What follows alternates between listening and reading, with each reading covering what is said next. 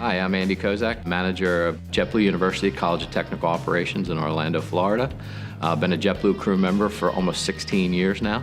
We designed the apprentice program about 4 years ago because we saw that the industry was in great needs of this, and the airlines in general are going to be in great needs of this. Older technicians are getting ready to retire. General age of the technicians at most airlines right now is about 50 years old. Apprentice programs have been around for a long, long time. So we just reinvented it, and what we're trying to do is grow internally or grow organically. We have a lot of crew members that work in other support areas in the company, whether they're work for ground ops or other people that put bags on our airplanes, anywhere, that go back to school and get an A&P license so that they can become a technician.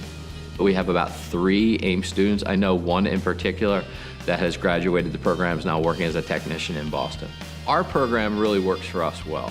Last year alone, in 2017, we hired 50 technicians off the street. This year, we'll have 48 apprentices in the program. So if the hiring models stay the same, it'll be pretty much 50-50. 6 people in a class, 1 liaison, so class sizes are small, so we can get a lot of training done within a year. And I think that's where the benefit is for us. So we're looking for grades, we're looking for attendances. The one thing that you have to have as your A&P is the very minimum.